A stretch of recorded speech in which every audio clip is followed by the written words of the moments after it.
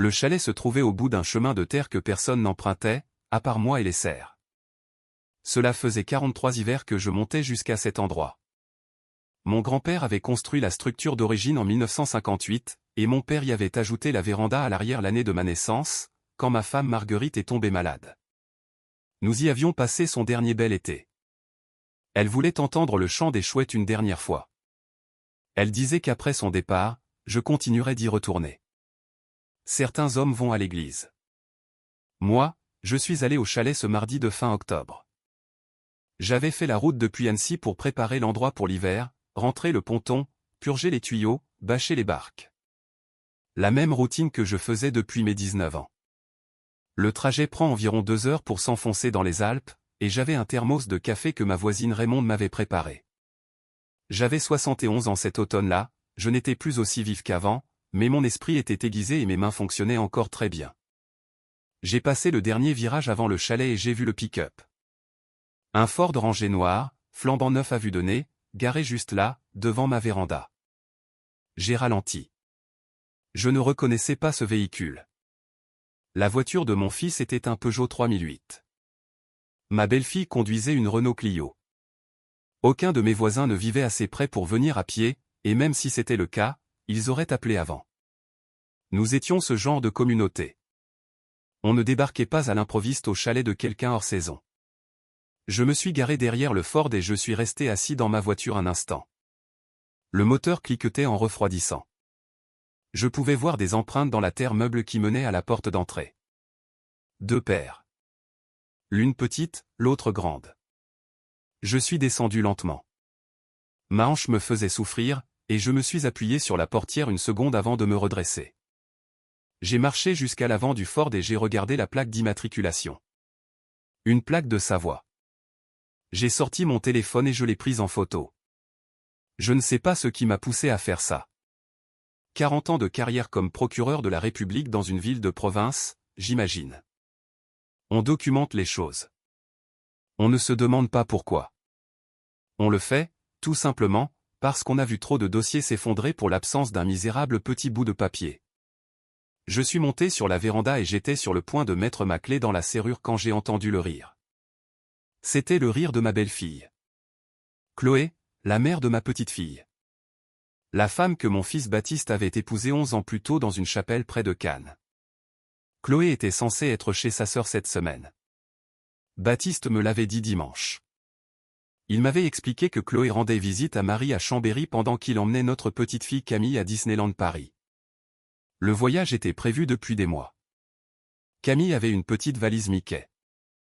Je lui avais donné 200 € d'argent de poche. Et puis, j'ai entendu un homme rire, lui aussi. Un rire grave. Détendu. Le rire de quelqu'un qui se sent chez lui. J'ai retiré ma main de la poignée de porte. Très lentement, comme si je désamorçais une bombe. J'ai reculé, je suis descendu de la véranda et j'ai fait le tour du chalet jusqu'à la fenêtre de la cuisine. Le store était à moitié baissé, mais les lattes étaient inclinées. À travers l'interstice, je pouvais voir la table de la cuisine où je prenais mes dîners en solitaire chaque week-end depuis 3 ans. Il y avait 2 tasses de café dessus, une bouteille de cognac mon cognac, la bouteille que je gardais au-dessus du réfrigérateur et il y avait Chloé, assise sur les genoux d'un homme que je n'avais jamais vu de ma vie. Il devait avoir 45 ans, de larges épaules, une barbe taillée de près grisonnante au menton. Il lui caressait le dos et elle riait de quelque chose qu'il venait de dire. Puis elle s'est penchée et l'a embrassé sur la bouche. Lentement, confortablement. Pas le baiser de 2 personnes qui viennent de se rencontrer. Le baiser de 2 personnes qui faisaient ça depuis longtemps. Mes genoux ont flanché, et j'ai dû poser une main contre le bardage en MLS pour ne pas m'effondrer. Je ne suis pas un homme qui pleure facilement. J'ai pleuré à l'enterrement de Marguerite et une fois à la naissance de Baptiste, et c'est à peu près tout. Mais debout là, devant cette fenêtre, j'ai senti l'eau monter à mes yeux et ma poitrine se serrer. Pendant une seconde, j'ai cru faire une crise cardiaque. Peut-être que je l'aurais souhaité. Ça aurait été plus simple. Je me suis forcé à respirer. Je me suis forcé à faire le point. J'avais 71 ans, à 400 mètres de la maison la plus proche. Ce dont j'avais besoin à cet instant, ce n'était pas d'émotion. Ce dont j'avais besoin, c'était d'un plan. Je me suis éloigné de la fenêtre à reculons. J'ai marché jusqu'à ma voiture et j'ai roulé sur 800 mètres le long du chemin de terre jusqu'au renfoncement près de la mise à l'eau, où les arbres me cacheraient. Je m'y suis garé, les mains sur le volant, le cœur battant à tout rompre, et j'ai réfléchi. La première chose que je me suis dite a été « n'y retourne pas ». Quelle que soit la bonne décision, ce n'était pas une confrontation entre un vieil homme et un inconnu 2 fois plus jeune dans un chalet isolé où personne ne pourrait rien entendre. La deuxième chose que je me suis dite a été « obtiens des preuves ». J'avais un appareil photo numérique dans ma boîte à gants.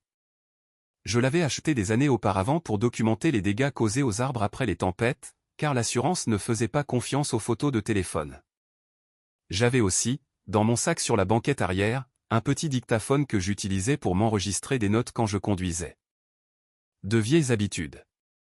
J'ai accroché le dictaphone à ma ceinture sous ma veste et je l'ai allumé. Ensuite, j'ai pris l'appareil photo et je suis retourné à pied par les bois. Il y a un sentier de serre qui longe la crête derrière le chalet. Je l'avais dégagé de mes propres mains quand j'avais 40 ans. Je connaissais chaque pierre de ce sentier.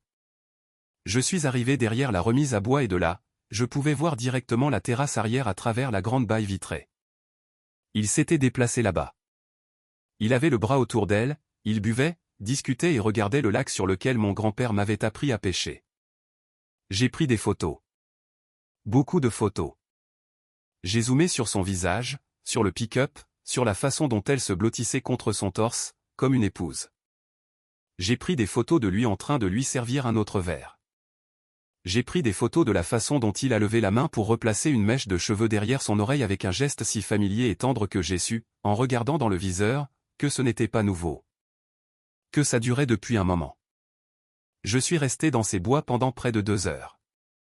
Juste à regarder. Juste à documenter. Mon dos me faisait souffrir et mes jambes étaient percluses de crampes. À un moment, un frelon s'est posé sur ma main et j'ai dû rester parfaitement immobile pendant qu'il marchait sur mes articulations avant de s'envoler. Je n'ai jamais été aussi patient de ma vie. Quelque chose brûlait dans ma poitrine, mais plus j'avais froid à l'extérieur, plus ça brûlait à l'intérieur, et curieusement, cela m'aidait. Finalement, il s'est levé et s'est étiré. Ils sont rentrés ensemble par la porte-fenêtre de la cuisine. Je les regardais laver les 2 verres, les essuyer et les remettre exactement là où elle les avait trouvés. Il a fait le tour du salon en remettant les coussins en place. Ils étaient prudents. Il l'avait déjà fait. Il est sorti le premier par la porte d'entrée, et monté dans son pick-up, a fait marche arrière et est parti. Je me suis accroupi derrière la remise et j'ai repris des photos de sa plaque sous un autre angle, ainsi que de son visage à travers le pare-brise. Environ 10 minutes plus tard, Chloé est sortie. Elle a verrouillé la porte avec une clé qu'elle avait sur son propre trousseau. J'avais donné cette clé à Baptiste il y a 15 ans. Il la lui avait apparemment confiée par la suite. Elle est montée dans sa Renault et est partie dans la direction opposée. J'ai attendu un long moment avant de retourner au chalet. Je suis entré avec ma propre clé et j'ai traversé la pièce lentement. La bouteille de cognac était de retour à sa place sur le frigo. Les tasses à café séchaient à l'envers sur un torchon. Les coussins du canapé étaient parfaitement arrangés. Si je n'avais pas vu ce que j'avais vu, je serais entré dans ce chalet sans jamais me douter de rien. Je suis monté à l'étage. La chambre d'amis était la seule chambre du premier niveau. Le lit était fait, mais la couette était bordée trop serrée d'un côté et pas du tout de l'autre. Les oreillers du côté droit du lit étaient empilés comme si quelqu'un s'était adossé pour lire. Il y avait un long cheveu blond sur la tête d'oreiller, la couleur de Chloé. Je suis resté sur le seuil de cette chambre d'amis, et j'ai ressenti quelque chose qui n'était ni du chagrin ni de la rage, mais les deux à la fois, et qui était plus ancien que les deux. Ma petite fille Camille avait dormi dans cette chambre tous les soirs de Noël depuis qu'elle avait 3 ans. Elle avait dessiné le lac avec des crayons de cire qui étaient encore dans le tiroir de la table de nuit. Et sa mère avait amené un inconnu ici, et avait utilisé le même lit où dormait mon petit ange. Je suis redescendu et me suis assis à la table de la cuisine. J'ai pris ma tête entre mes mains et je me suis autorisé à ressentir tout ça pendant 1 minute, très exactement 1 minute, en regardant la trotteuse de l'horloge murale que mon père avait accrochée en 1969. Une fois la minute écoulée, je me suis levé, je me suis fait un sandwich et j'ai commencé à écrire sur un bloc-notes Rhodia. Je savais ce qui se passait. 40 ans à requérir dans les tribunaux m'avaient appris comment ça fonctionnait. J'avais vu ce qui arrivait quand un homme découvrait que sa femme le trompait et agissait sur le coup de l'émotion. Il criait. Il la confrontait. Il exigeait des réponses. Et le temps qu'il commence à penser aux conséquences, elle avait déjà changé sa version des faits, caché l'argent, appelé un avocat et retourné les enfants contre lui. Au moment où la demande de divorce était déposée, le fautif avait 6 mois d'avance. Je n'allais pas laisser cela arriver à mon fils. La première chose que j'ai faite a été d'appeler un vieil ami nommé Didier. Didier et moi avions travaillé dans la même juridiction pendant 30 ans. J'étais le procureur et il était l'enquêteur qui m'avait monté la moitié de mes dossiers. Il avait pris sa retraite la même année que moi et dirigeait désormais un petit cabinet d'investigation privé à Chambéry, spécialisé dans les vérifications d'antécédents et les affaires de divorce pour le compte d'avocats. Didier ne posait pas de questions. Il n'en avait jamais posé. Je lui ai donné le numéro d'immatriculation. J'ai décrit l'homme. Et je lui ai dit que j'avais besoin de tout ce qu'il pourrait trouver. Ensuite, je suis rentré chez moi. J'ai conduit les 2 heures pour retourner à Annecy, je n'ai parlé à personne et je n'ai pas pleuré, même si par 2 fois j'ai dû me ranger sur le bas-côté parce que mes mains tremblaient. En arrivant, j'ai fait du café, je me suis assis dans mon bureau et j'ai attendu. Didier m'a rappelé le lendemain après-midi. Le pick-up était au nom d'un certain Pascal Hérault, 46 ans, vivant à Aix-les-Bains, à environ 1 heure de Chambéry. Marié depuis 19 ans à une femme nommée Delphine. 2 enfants au lycée, un garçon et une fille. Pascal dirigeait une petite entreprise de bâtiments spécialisée dans les rénovations haut de gamme et la construction de chalets. Il avait construit des extensions et des terrasses pour plusieurs familles dans la région de Montchalet. C'était probablement comme ça que lui et Chloé s'étaient rencontrés. Baptiste avait engagé Pascal 2 étés auparavant pour refaire la salle de bain de leur maison de ville à Annecy. Je m'en souvenais maintenant. Une jeune équipe d'ouvriers avait été à la maison pendant 3 semaines, et je me rappelais Chloé venant chez moi avec Camille en se plaignant qu'elle ne supportait plus la poussière. J'ai dit à Didier de creuser plus loin, relevés téléphoniques, reçus d'hôtel, cartes de crédit s'il pouvait les obtenir. Je lui ai dit que je paierais le prix qu'il faudrait. Il a dit que ça prendrait quelques semaines. Je lui ai répondu, prends tout le temps dont tu as besoin. 2 semaines en sont devenues 3. Didier était minutieux. Quand il est finalement venu chez moi en personne pour me remettre le dossier, nous étions dans la 2e semaine de novembre et les feuilles étaient tombées des arbres. Il a posé une chemise cartonnée sur ma table de cuisine et a dit, tu ferais bien de t'asseoir pour ça. L'affaire durait depuis 2 ans et 4 mois. Pascal avait emmené Chloé dans des hôtels à Chamonix, Megève, Aix-les-Bains, et une fois à Cannes pour un long week-end qu'elle avait fait passer pour un séminaire commercial auprès de Baptiste. Il y avait des reçus de cartes bancaires pour des bijoux, des notes de restaurant, et une facture d'un hôtel de luxe à Courchevel pour une nuit où Chloé avait raconté à mon fils qu'elle était à l'enterrement de vie de jeune fille d'une amie. Mais Didier avait trouvé autre chose. Des relevés bancaires. Chloé travaillait à temps partiel comme agent immobilier. Elle gagnait bien sa vie, mais pas autant que Baptiste. Mon fils était comptable en entreprise avec un excellent salaire. Il gérait la plupart des factures, ce qui laissait à Chloé une grande marge de manœuvre. Au cours des 18 derniers mois, elle avait transféré près de 60 000 € de leur compte joint par petites sommes. Une partie était allée sur un compte courant séparé à son seul nom, dont Baptiste ignorait l'existence. Une autre partie avait été versée à l'entreprise de Pascal, soi-disant pour des missions de conseil qu'elle aurait sous-traitées. Et le reste avait été directement retiré en espèces.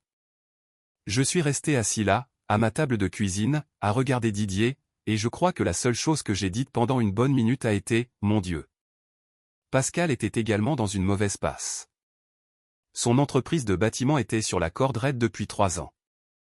Il était surendetté sur un local commercial, en retard sur les paiements de ses sous-traitants, et l'un de ses fournisseurs avait déposé un recours contre lui en septembre pour impayé. La théorie de Didier était que Chloé le renflouait discrètement en liquide pour le maintenir à flot. Quelle en aies-tu conscience ou quelle ait pensé investir dans leur futur commun, Didier l'ignorait. J'ai remercié Didier et je l'ai payé. Je l'ai raccompagné à sa voiture. Il s'est arrêté à la porte, m'a regardé et a demandé « Ça va aller, vieil ami ?» J'ai répondu « Non, mais ça ira. » Il a ajouté « Fais-moi signe si tu as besoin d'autre chose » et il a démarré. Je suis rentré dans la maison et je suis resté assis à la table avec ce dossier devant moi pendant très longtemps. J'ai pensé à mon fils. Baptiste avait 38 ans. Il avait les yeux de Marguerite. Il travaillait trop dur et pardonnait trop facilement. Et il aimait sa femme de la même façon que j'avais aimé sa mère. Totalement, sans réserve. Le genre d'amour qui ne survit pas à une trahison parce qu'il n'est pas conçu pour s'y attendre. J'ai pensé à ma petite fille Camille. 9 ans. Elle grimpait encore sur mes genoux quand je m'asseyais sur la balancelle de la véranda. Elle m'appelait papy. Elle avait perdu sa grand-mère quand elle avait 6 ans, et elle avait pleuré à l'enterrement de Marguerite avec un chagrin immense et silencieux que je n'oublierai jamais. J'allais devoir dire à mon fils que sa vie était un mensonge. Il n'y avait pas d'échappatoire. Le seul choix que j'avais, c'était la façon de le faire. J'ai appelé une autre vieille amie. Elle s'appelait Constance et c'était la meilleure avocate spécialisée en droit de la famille que j'ai jamais connue. Elle avait été avocate commise d'office et nous avions été dans des camps opposés sur des dizaines d'affaires dans les années 80, avant qu'elle ne se tourne vers le droit familial. Elle avait maintenant la soixantaine bien entamée, à moitié à la retraite, mais elle prenait encore les affaires qui l'intéressaient. Je lui ai dit que j'avais quelque chose qui pourrait l'intéresser. J'ai conduit jusqu'à son cabinet à Rumilly 2 jours plus tard. Elle a lu le dossier de Didier en silence pendant 40 minutes. Quand elle a eu fini, elle l'a refermé, a repoussé ses lunettes de lecture sur sa tête et m'a regardé. Elle a dit, « Ta belle-fille a rendu un fier service à ton fils. » J'ai demandé, « Comment ça ?» Elle a répondu, « En France, la jurisprudence sur le divorce pour faute a évolué. Un simple adultère ne rapporte plus grand-chose financièrement. Mais une inconduite maritale impliquant la dissipation des biens de la communauté, c'est une toute autre affaire. » Elle a détourné 60 000 € de son argent pour financer sa liaison. Ce n'est plus un simple adultère. C'est une fraude envers la communauté conjugale. Nous pouvons plaider cela et exiger une récompense importante au moment de la liquidation du régime matrimonial. Et pour la question de la garde, a-t-elle poursuivi. Avec une enfant au milieu, un tel niveau de tromperie orchestrée sur plus de 2 ans est interprété comme un grave manque de jugement, de la malhonnêteté et la création d'un environnement familial instable. Nous plaiderons pour que ton fils obtienne la résidence principale. Nous l'obtiendrons très probablement. Elle a posé ses lunettes sur le dossier et a ajouté, mais le timing est primordial. Si elle vend de ça avant qu'il ne lance la procédure, elle cachera les actifs. Elle manipulera la petite. Elle construira sa propre version des faits. Nous devons agir vite et en silence. As-tu déjà prévenu ton fils? J'ai dit non. Elle a demandé, quand le feras-tu? J'ai répondu, vendredi. Elle a dit, n'attends pas davantage. Et quand tu lui diras, dis-lui de m'appeler dans l'heure qui suit. Je suis rentré chez moi et je n'ai pas dormi cette nuit-là. Je suis resté allongé dans mon lit à réfléchir à la façon de procéder. Le lendemain matin, j'ai appelé Baptiste et je lui ai dit que j'avais besoin qu'il passe dîner ce vendredi-là. J'ai prétexté une affaire juridique. J'ai dit que j'avais besoin de son aide avec des papiers. J'ai fait en sorte que ça n'ait l'air de rien. Il a dit, bien sûr, papa. Je serai là à 18 h. J'ai raccroché et je suis resté sur la véranda pendant 1 heure avec mon café. Mais avant ce dîner, j'avais un dernier appel à passer. Je pensais à la femme de Pascal, Delphine. Je pensais à elle depuis 2 semaines. Il y avait une photographie dans le dossier de Didier, une photo qu'il avait prise à l'extérieur de son lieu de travail, et je l'avais regardée plus d'une fois. Elle avait à peu près l'âge de ma belle-fille, peut-être 2 ans de plus, les cheveux bruns tirés en arrière, des yeux fatigués, portant une blouse d'infirmière puisqu'elle travaillait à l'hôpital régional. Selon Didier, elle faisait 60 heures par semaine comme infirmière en chef dans le service de cardiologie. Les soirées tardives de Pascal avaient été faciles à justifier puisqu'elle était elle-même rarement à la maison. Elle ne savait pas. J'ai pensé à ma Marguerite. Si Marguerite avait été en vie et que quelqu'un lui avait fait subir cela, que quelqu'un lui avait volé son argent, sa dignité et son avenir. Et si une autre personne était au courant et avait gardé l'information pour elle par simple commodité? Je n'aurais jamais pardonné à cette personne. Jamais. Pas dans 100 ans. J'ai appelé Delphine Hérault un mercredi matin. J'avais son numéro de portable dans le dossier de Didier. Elle a décroché à la 2e sonnerie. J'ai dit, « Madame, je m'appelle Éloi Delma. Je vous appelle depuis Annecy. J'ai quelque chose à vous dire que vous ne voudrez pas entendre, et j'en suis sincèrement désolé, mais j'estime que vous avez le droit de savoir. » Il y a eu un silence, Puis elle a demandé, qui est à l'appareil? J'ai dit, ma belle-fille entretient une liaison avec votre mari depuis plus de 2 ans. J'ai des preuves, des photographies, des reçus d'hôtel, des relevés bancaires. Je vous envoie tout ça dans l'heure. Je m'apprête à confronter mon fils avec ces mêmes informations et son mariage va prendre fin. Je vous appelle parce que vous méritez d'avoir le même choix que celui que mon fils va avoir. Vous méritez de savoir. Elle n'a pas parlé pendant un long moment. Je l'entendais respirer. J'entendais l'interphone de l'hôpital en fond sonore. Puis elle a dit, je me posais des questions depuis 1 an et je me traitais de folle depuis 1 an. Je me disais que j'étais paranoïaque. J'ai dit, vous n'êtes pas paranoïaque. Elle a répondu, Monsieur Delma, envoyez-moi tout. Je lui ai envoyé une copie propre du dossier de Didier par email.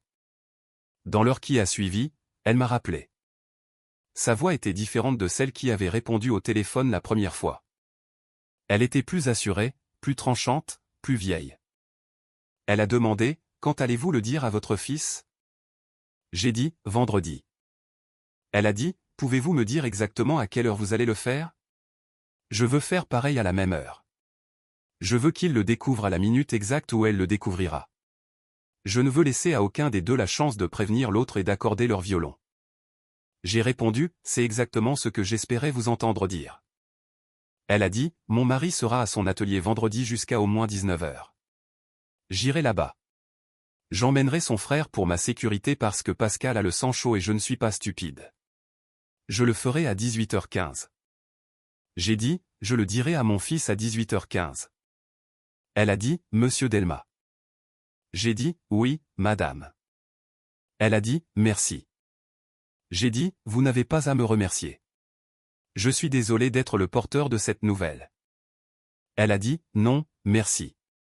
J'ai 2 enfants qui n'auront pas à grandir avec une mère qui fait semblant.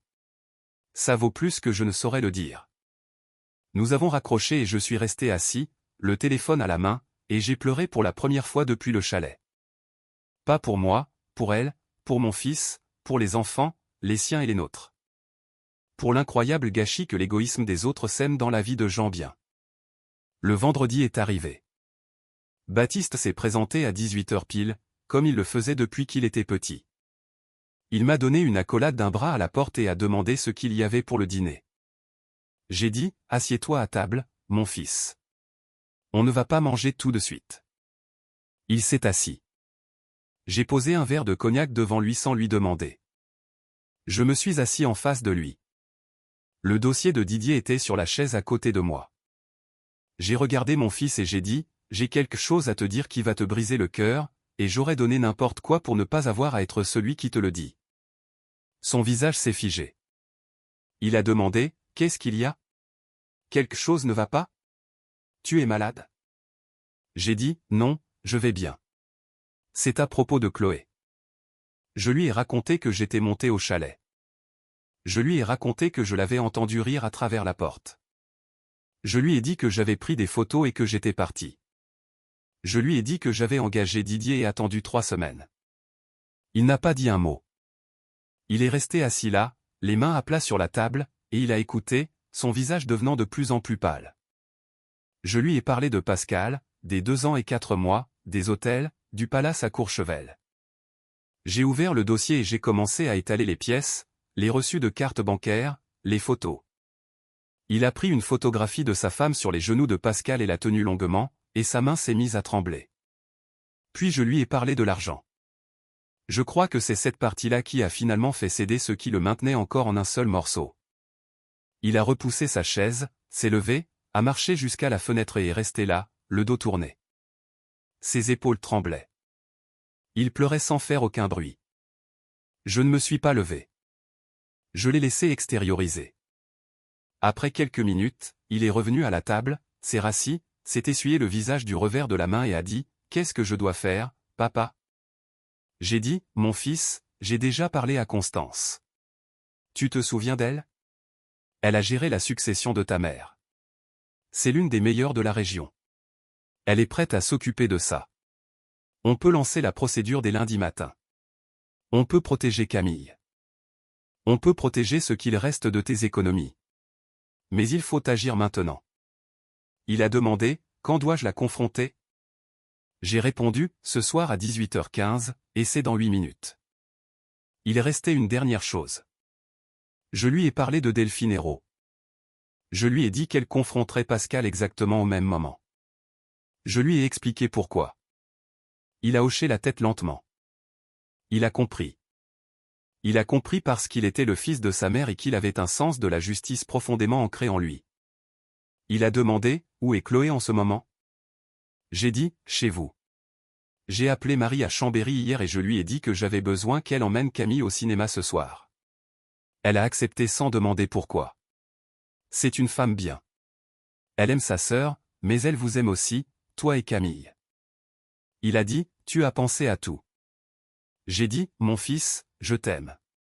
Je suis désolé. Il a répondu, ne t'excuse pas, papa. Ne t'excuse jamais pour ce que tu as fait. Il est rentré chez lui.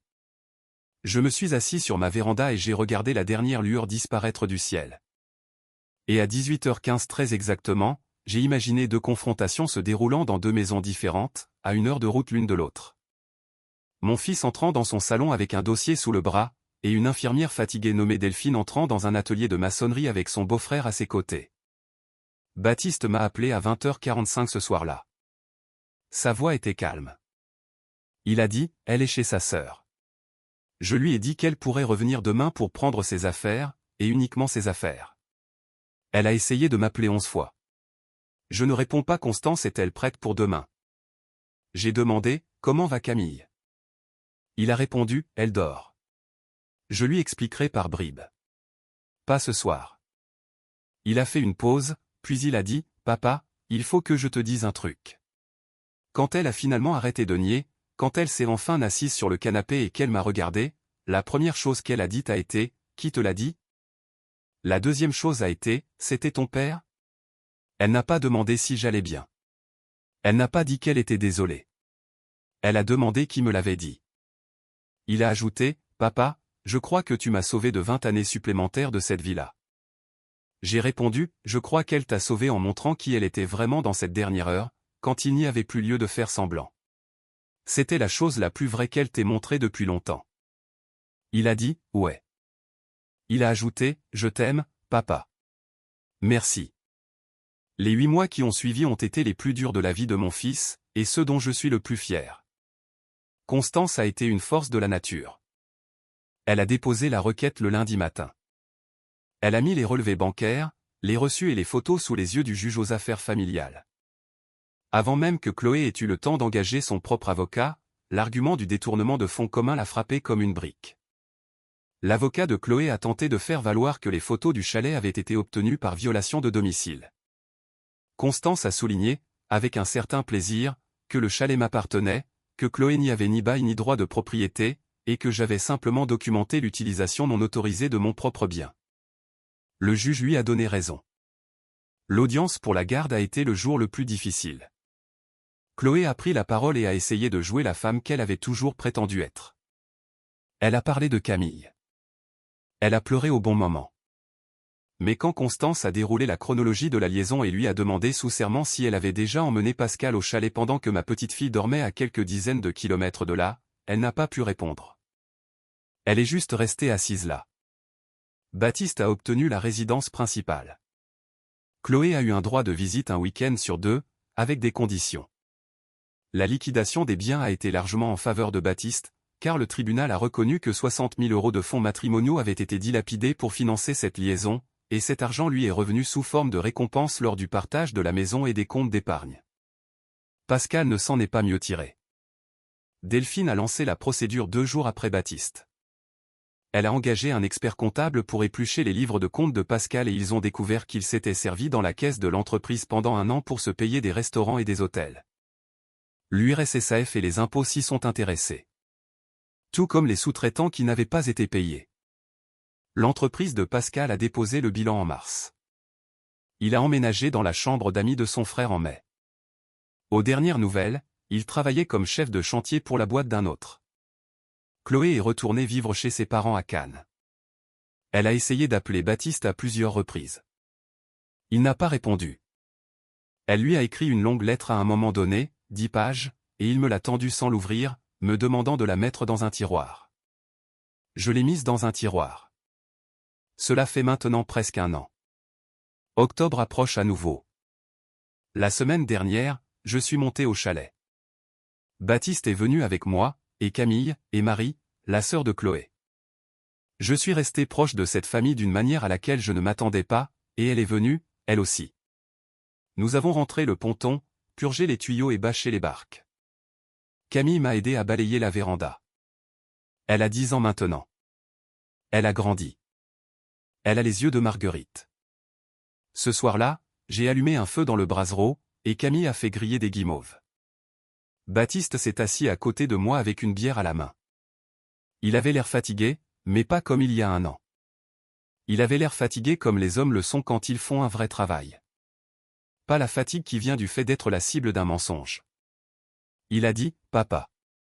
J'ai répondu, « Ouais ». Il a dit, « Je crois que ça va aller ». J'ai dit, « Je sais que ça ira ». Il a dit, « Tu es retourné dans ces bois et tu y es resté pendant 2 heures avec un appareil photo ». Je n'arrête pas d'y penser. À chaque fois que je commence à m'apitoyer sur mon sort, je pense à ça. J'ai dit, « Mon fils, c'est ce que font les pères ». Je serais resté planté là pendant 2 jours s'il le fallait. Il a hoché la tête. Il a regardé sa fille rire à la lueur du feu à cause de quelque chose que le chien venait de faire. Il a dit, « Quand Camille sera en âge de comprendre, je lui raconterai ce que tu as fait. » Pas les détails sordides, juste la partie où tu t'es éloigné de la porte au lieu de la franchir. Je veux qu'elle grandisse en sachant que son grand-père est le genre d'homme qui réfléchit avant d'agir. Je n'ai rien répondu parce que je n'en étais pas capable. Je suis juste resté assis là, à écouter le chant des chouettes sur l'eau. Quelques semaines plus tard, j'ai reçu une carte postale de Delphine Hérault. Nous sommes restés occasionnellement en contact, comme le font 2 personnes qui ont traversé quelque chose que personne d'autre ne peut tout à fait comprendre. Elle m'écrivait que son divorce avait été prononcé, qu'elle vendait la maison, que son fils avait été accepté à l'université de Grenoble avec une demi-bourse, et que sa fille s'inscrivait en école d'infirmière. Elle a écrit, « Je veux que vous sachiez que le jour où vous m'avez appelé a été le pire jour de ma vie, mais aussi le jour où j'ai commencé à la récupérer. Je vous serai reconnaissante jusqu'à la fin de mes jours. » J'ai rangé la carte dans le tiroir de mon bureau, par-dessus la lettre non ouverte de Chloé, pour que son poids surpasse l'autre. J'ai beaucoup pensé à ce coup de fil cette année. L'appel que j'ai passé à Delphine, pas celui à mon fils. Les gens parlent de la vengeance comme de quelque chose de bruyant, qui doit impliquer de la casse. La mienne a pris la forme d'un simple coup de téléphone à une femme fatiguée en blouse d'infirmière, un mercredi matin. Ce fut tout. Je lui ai donné des informations. Je l'ai laissé décider ce qu'elle voulait en faire. Elle a fait son propre choix. Pascal a payé pour ce que Pascal a fait parce que sa propre femme l'a mis face à ses responsabilités, pas parce que je l'ai fait. C'est ce que j'ai appris tard dans la vie. La vérité, délivrée à la bonne personne au bon moment, fait plus de dégâts que n'importe quel coup de poing. On n'a pas besoin d'être celui qui frappe. Il suffit de s'assurer que les personnes qui méritent de savoir, sachent. Le chalet est fermé pour l'hiver maintenant. Le ponton est dans la remise. Les tuyaux sont purgés. En mai prochain, je le rouvrirai. Baptiste montera avec Camille. Peut-être que Marie viendra aussi. Peut-être qu'il y aura quelqu'un de nouveau dans la vie de Baptiste d'ici là. Quelqu'un de bien, quelqu'un digne de lui. Je l'espère. Il est un homme trop bon pour rester seul. Quant à moi, j'ai 72 ans maintenant. Je m'assois sur ma véranda la plupart des soirs avec un verre de cognac, et je regarde la lumière décliner à travers les cornouillers. Ma femme me manque. J'aime mon fils. Je traverserai les flammes pour ma petite fille. Et si je devais revivre toute cette longue et terrible année, chaque minute, je le ferais de la même manière. Plus lentement, s'il le fallait, avec encore plus de précautions. C'est ce que font les pères. Nous protégeons nos enfants. Peu importe leur âge, peu importe ce qu'il nous en coûte, peu importe le temps que nous devons rester à attendre dans les bois. J'ai repensé à ce trajet en voiture vers le chalet 1 millier de fois au cours de l'année qui a suivi. Ce qui me hante toujours, c'est à quel point j'ai failli m'y prendre de la mauvaise manière. Ma main était sur la poignée. Une demi-seconde de plus et je serais entré pour commencer à hurler. Et Chloé aurait appelé Pascal le soir même, et Pascal aurait appelé son avocat. Et avant même que mon fils Baptiste n'entende un traître mot de toute cette histoire, la vérité aurait déjà été enfouie sous un monceau de mensonges et d'excuses répétées. J'aurais perdu la seule chance que j'avais de le protéger. Ce qui m'a arrêté, ce n'est ni la colère ni la peur. Ce sont 40 années à observer ce qui se passe quand les gens agissent sur la première émotion qui les frappe. Le monde récompense l'homme patient plus souvent qu'on ne veut bien l'admettre. J'en suis venu à croire que la véritable force est presque toujours silencieuse. Les hommes bruyants font beaucoup de tapage et finissent par perdre. Les hommes silencieux réfléchissent, planifient et attendent, et quand ils bougent enfin, ils ne le font qu'une seule fois, et l'affaire est réglée. Chloé a fait ce qu'elle a fait, et les conséquences l'ont rattrapée, non pas parce que je l'ai voulu, mais parce qu'elle avait construit toute sa vie sur des fondations qui ne pouvaient pas supporter le poids de ses actes. On ne peut pas mentir à son mari pendant 2 ans et 4 mois, voler 60 000 € sur l'avenir de son enfant, et s'attendre à ce que la maison tienne debout. Elle finit par s'effondrer. La seule question est de savoir si l'on se trouve à l'intérieur au moment où cela arrive. Elle y était. Pascal aussi. Ce n'est pas de la vengeance. C'est juste la gravité qui rattrape les gens qui pensaient pouvoir y échapper. Je pense souvent à mon appel à Delphine. C'est la chose la plus difficile que j'ai eu à faire. Plus difficile que de confronter mon fils, parce qu'elle était une étrangère et que j'allais lâcher une bombe en plein milieu de la matinée d'une femme épuisée. Mais je l'ai fait parce que j'aurais voulu que quelqu'un le fasse pour ma Marguerite. Le monde fonctionne mieux quand des gens honnêtes donnent la vérité à d'autres gens honnêtes. Je ne pense pas avoir été noble. Je crois que j'ai juste refusé d'être lâche. Si j'ai une chose à transmettre à ma petite fille Camille quand elle sera en âge de l'entendre, c'est ceci: soyez honnête avec les gens qui vous aiment. Ils finiront toujours par le savoir de toute façon. Et plus ils mettent de temps à le découvrir, plus le prix à payer est lourd pour tout le monde. Ne confondez pas ce qui est bruyant avec ce qui est fort. Ne confondez pas la précipitation avec l'intelligence. Quand quelque chose de terrible vous arrive, et ça arrivera, parce que la vie réserve sa part de malheur à chacun, prenez une grande respiration avant d'agir. Asseyez-vous dans votre voiture pendant 10 minutes. Éloignez-vous de la porte. Demandez-vous ce que vous diriez à un ami qui serait à votre place, et faites cette chose-là. Baptiste reconstruit sa vie. Camille rit à nouveau. Delphine se tient droite sur ses 2 jambes là-haut à Aix-les-Bains. Et moi, je monte toujours à ce chalet chaque mois d'octobre pour rentrer le ponton et purger les tuyaux, de la même manière que mon père le faisait. De la même manière que je le ferai jusqu'à ce que je n'en sois plus capable. Cela me suffit. Cela m'a toujours suffi.